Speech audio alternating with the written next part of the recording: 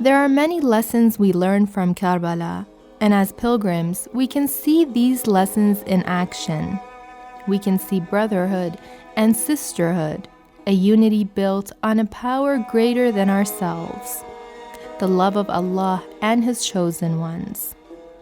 On the walk to Karbala, there are men, women, and even children eager to offer anything they have to the pilgrims of Imam Hussein alayhi salam. Ya Hussein, what a beautiful love this is. You taught us the lesson of loving our brothers and being compassionate and kind towards others. We remember the love you showed Zuhair and the love you showed Hur. Many offer food and tea, cups of water. Young children are even handing out tissues. What greater lesson is this to become selfless? The more you give, the less you become attached to this world.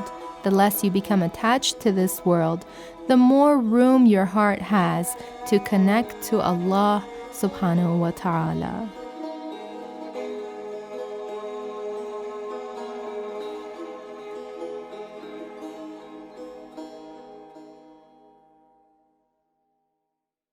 Bismillah ar-Rahman ar-Rahim.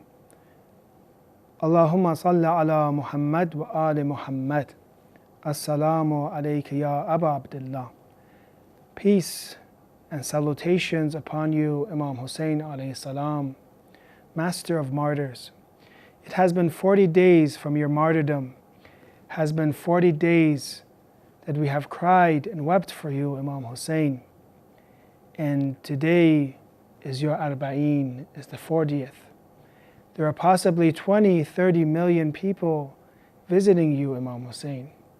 For us that have been left behind and we did not have the tawfiq of visiting Imam Hussein, may Allah inshallah write us amongst the zawar of Hussein, the visitors of Imam Hussein.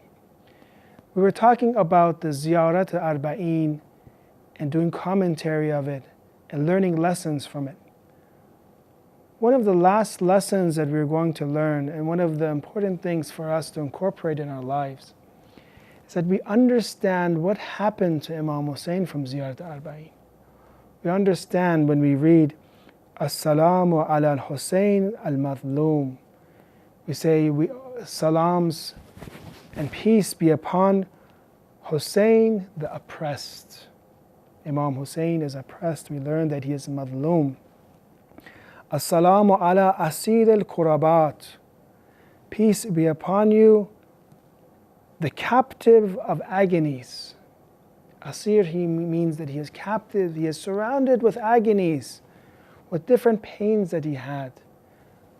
When we look about the different tests that Imam Hussein had from his family members, from his companions on such a day of Ashura, they were martyred in front of him, that his own son Ali Akbar was cut into pieces, alayhi salam, irban irba, that his son Ali Asghar was martyred in front of him, that his family members would be taken as captives. Qatil al-Abarat, the victim of shed tears.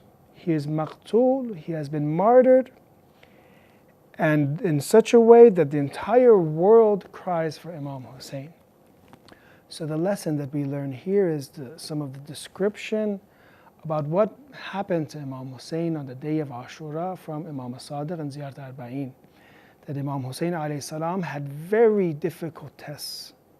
Each one of those tests would be maybe impossible for anybody else but an infallible Imam to take and cope with. One of those tests, for example, is Ali Akbar, is that when we say Imam Hussein is killed, Qatil al-Abarat, there's another meaning besides that the world cries for him. It means also that tears killed him.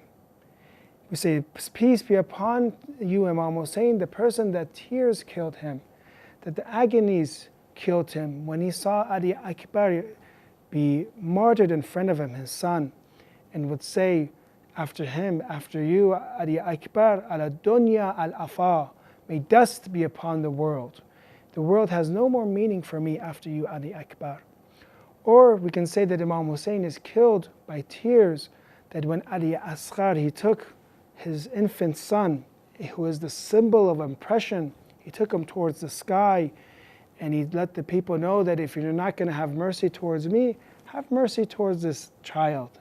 For 6 months, Ali Akbar is 6 months old, he's an infant, he is starving, have mercy towards him.